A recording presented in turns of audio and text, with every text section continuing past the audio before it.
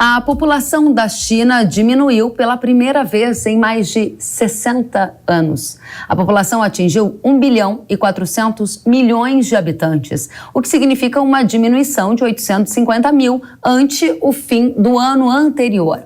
Com o envelhecimento da população, a taxa de natalidade caiu para níveis históricos. Esse dado é um indicativo importante para a gente entender se há uma mudança estrutural acontecendo na China e o que isso significará para a economia e para o agro brasileiro. O Produto Interno Bruto da China, que é a soma de todos os bens, serviços produzidos no país asiático, fechou 2022 com uma queda expressiva. Dados do Escritório Nacional de Estatísticas chinês revelaram que no ano passado o país asiático cresceu apenas 3%, uma forte desaceleração, já que no ano anterior o PIB da China avançou 8,1%. Esse crescimento do ano passado também ficou abaixo da meta, que era de 5,5%. A política de Covid-0 é apontada como o principal motivo para esse recuo, já que com os lockdowns a economia foi afetada. Vale lembrar que no ano passado a política chinesa para combater a doença gerou um congestionamento no maior porto de contêineres do mundo, lá em Xangai, se está lembrado? Tá aí algumas imagens para você relembrar. Eram longas filas de navios e impactos nas cadeias logísticas globais que geraram também esses efeitos colaterais na economia. E agora a gente vai analisar essas mudanças em curso na China e os impactos de tudo isso para o agro brasileiro. Para esta conversa eu vou receber a Larissa Warholtz, ela é sócia da Valia Agro. Larissa, seja muito bem-vinda ao Hora H do Agro, um prazer recebê-la mais uma vez. É sempre um prazer estar com você, obrigada, Kellen, pelo convite. Merece. Começamos com China. Primeira questão, a China vai recuperar o ritmo de crescimento ou voltar para aqueles patamares até de 2 dígitos que crescia no passado? O que você está enxergando, hein? Olha, de fato, esse período de crescimento tão acelerado durante 4 décadas, ele ficou para trás, né? A gente não tem uma expectativa de que esse momento vá retornar e que a gente vá acompanhar a China crescendo de forma tão acelerada, mas isso era esperado, né? Então não há uma mudança no sentido do rumo geral de para onde as coisas estão indo na China em relação ao tamanho desse crescimento, do que se pode esperar desse crescimento.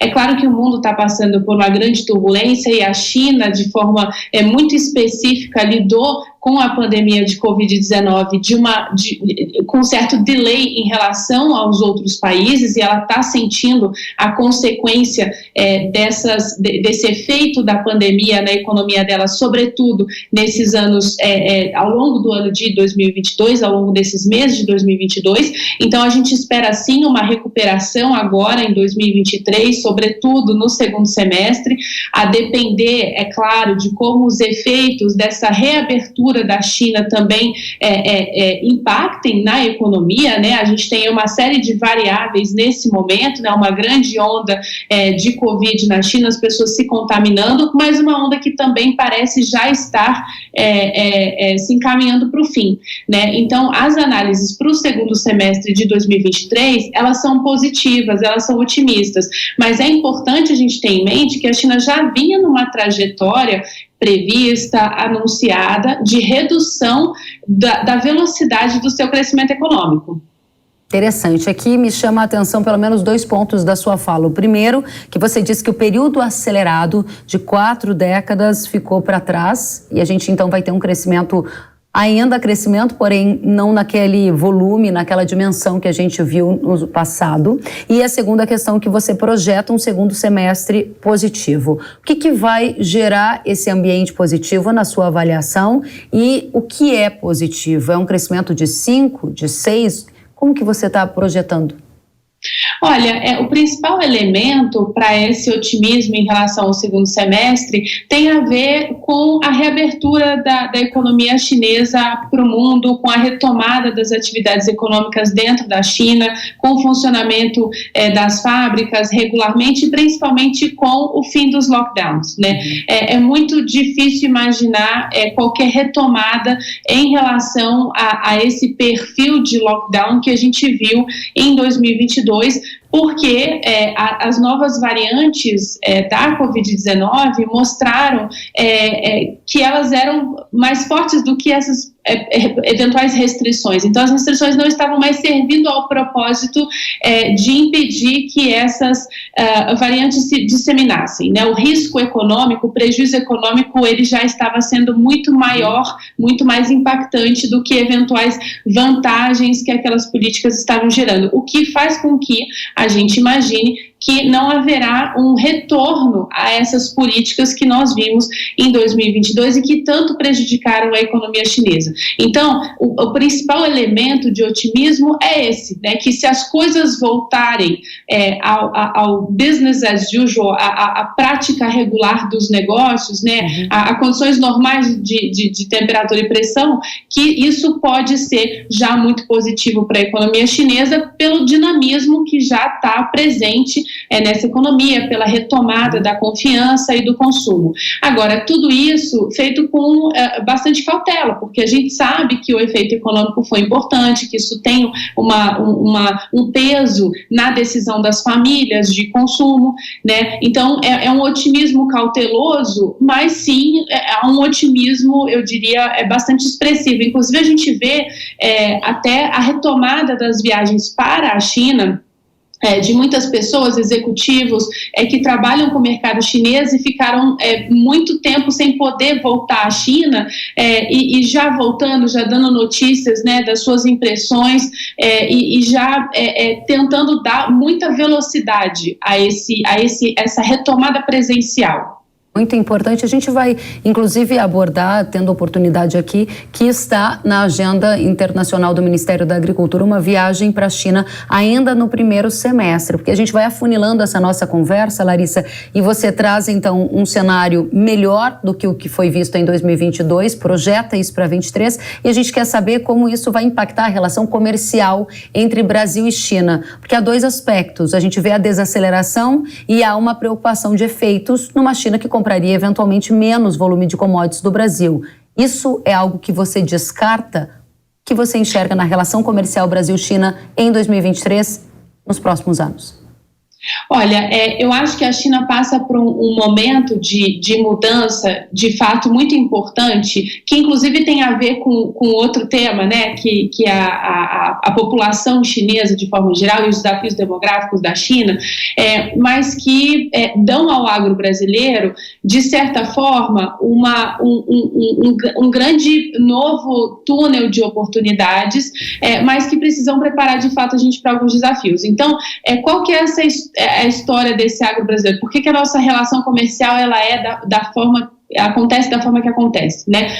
Existe um crescimento muito acelerado do consumo de proteína animal dentro da China, e a soja brasileira, ela serve a dar sustentação a essa produção doméstica de proteína animal na China. Existe um segundo elemento muito importante desse nosso comércio internacional, que são as próprias proteínas animais que a gente exporta para lá, já com valor agregado bastante importante. Então, no caso da soja, eu vejo que a China está passando por um momento de transformação do seu perfil de consumo, em que o elemento, a proteína animal, continua sendo muito importante. Continua sendo talvez até mais importante do que antes, na medida em que a China consegue estabilizar a sua população urbana num patamar de renda que permita a essa população consumir a proteína animal que eles desejam consumir. E tem todo o interior da China, toda a zona rural chinesa, que ainda se pretende continuar desenvolvendo, que é necessário que continue se desenvolvendo, e que também vai entrar, digamos, nessa classe de consumo que vai passar por uma mudança de dieta e vai continuar priorizando o consumo da proteína animal. Então, a tendência de um consumo de alimentos de maior valor agregado, ela se mantém, e isso é favorável para o Brasil, porque um dos principais elementos desse consumo de maior valor agregado é a proteína, e a gente está presente na proteína por duas vias, pelo fornecimento da soja e também pelo fornecimento da própria proteína. Agora, existe uma outra mudança, que é uma mudança de qualidade, do perfil de produtos que essa população classe média mais abastada deseja consumir, e para o qual o Brasil ainda precisa encarar o desafio de melhor comunicar o seu produto, de fazer um marketing mais bem feito do seu produto na China, para que esses consumidores chineses que passam a demandar produtos de maior valor agregado, que eles saibam que o Brasil tem condições de fornecer esses produtos, né? E aí é um outro esforço, porque aí a gente não está falando mais de produto commodity, a gente não está mais falando de produto que vai ser ingrediente para outras cadeias, a gente precisa criar um diálogo direto, uma comunicação direta com o consumidor chinês que vai fazer escolhas sobre as marcas que ele vai consumir. E ele não conhece as marcas do agro brasileiro. E isso é um esforço de imagem que exige presença local, presença digital, que a gente vai ter que encarar pelos próximos anos se a gente quiser continuar tendo uma presença expressiva naquele mercado. Excelente. Então, aparentemente, o que você está apontando para a nossa audiência é que essa condição econômica mais favorável num pós-Covid chinês fomentará o consumo de proteína animal. A gente já teve dados de exportação de carne bovina crescendo para a China e essa é uma tendência que você enxerga para 2023 e para os próximos anos. A China virando cada vez mais um grande destino da nossa proteína bovina brasileira, Larissa. Enxergo, vejo um potencial muito grande na proteína bovina, por tudo que ela significa, inclusive para esse consumidor chinês, né, que vê na proteína bovina um produto de muita qualidade, um produto que passou por etapas de avaliação sanitária, um produto seguro do ponto de vista sanitário e que, portanto, é valorizado por esse consumidor. Você falou também sobre soja, proteína vegetal que a gente já exporta em grandes volumes para a China, nosso principal cliente, e em 2023 a China também está aberta para o milho do Brasil, iniciando uma nova relação que, na sua visão, vai ser muito promissora, porque a dúvida da nossa audiência é, se a China cresce menos, ela pode comprar menos commodities agrícolas do Brasil? O fato da gente estar das nossas exportações serem muito primárias, serem de produtos muito básicos, coloca para a gente um grande desafio, mas também nos dá uma certa resiliência na nossa atividade comercial. Então, na medida em que a gente está exportando ração animal, e que essa classe média deseja consumir proteína animal, a gente está oferecendo um produto que ele é bastante básico para atender a esse consumo. Então, não é um consumo de luxo, de produtos de altíssimo valor agregado, que no momento de desconfiança em relação à atividade econômica vai ser o primeiro a ser cortado do orçamento familiar, né?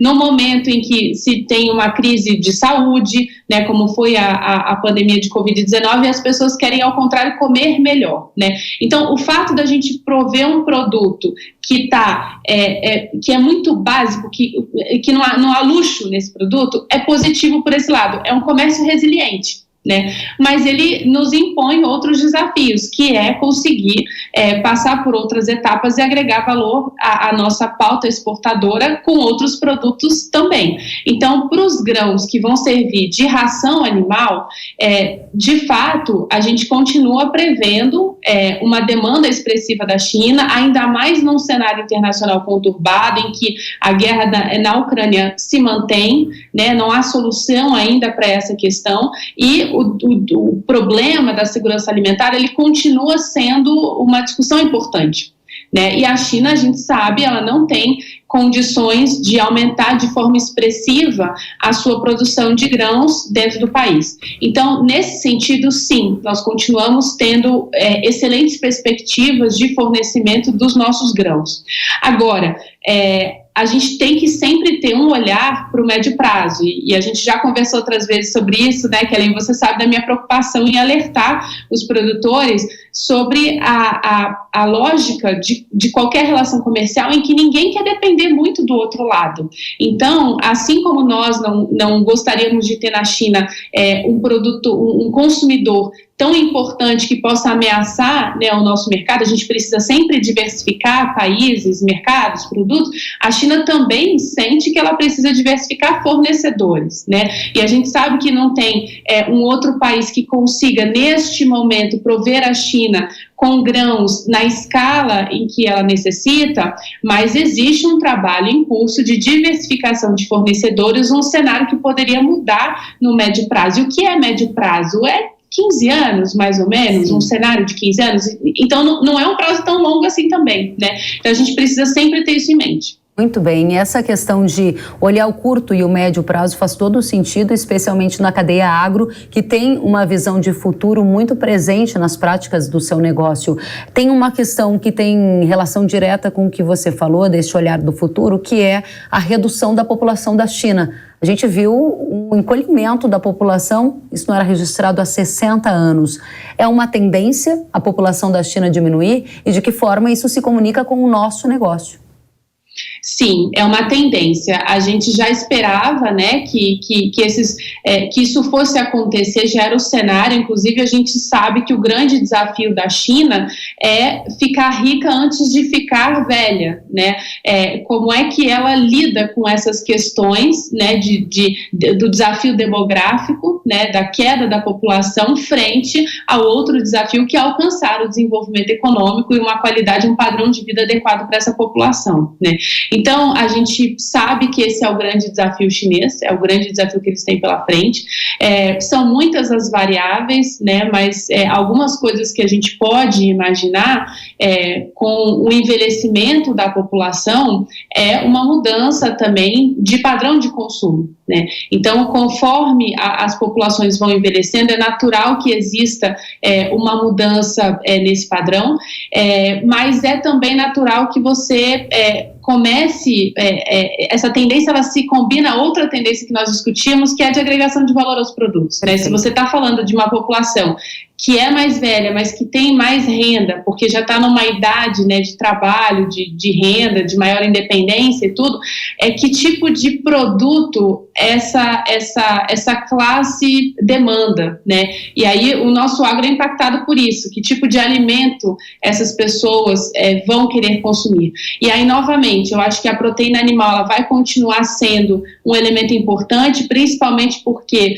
sobretudo se a gente olhar para a carne bovina, o consumo chinês ele ainda está bastante abaixo, está um pouco abaixo da média mundial, né? Alguns quilos abaixo da média mundial, mas muito abaixo do consumo de economias mais desenvolvidas. Então, aí, essa lacuna ela é ainda tão grande que nos apresenta aí uma oportunidade, né, de continuarmos fornecendo para a população chinesa, e a gente vê uma previsão otimista de demanda nessa área. Agora, existem outros produtos que passarão a ser demandados, né, para os quais a gente precisa fazer um esforço maior para continuar presente nesse mercado. Lácteos é um desses elementos, né? Como é que essa população vai modificar o seu consumo, privilegiando outros itens de saúde, outros alimentos que façam bem, né, para o indivíduo, que componham uma dieta diversificada, e como é que a gente participa disso. Mas conforme a gente vá se preparando para atender essas demandas de maior valor agregado, a gente vai de novo se deparar com aquele desafio que conversávamos antes, que é o desafio do marketing, da criação de marcas para o agro brasileiro que dialoguem com esse consumidor chinês. Larissa, agradeço demais pela sua presença aqui no Hora H do Agro. É sempre uma satisfação ouvir você, que é tão conhecedora das relações Brasil e China e também das relações Brasil e China no agronegócio. Larissa Warholtz, sócia da Vale Agro. Volte sempre à Jovem Pan News. Obrigada, Kellen, foi um prazer. Até a próxima.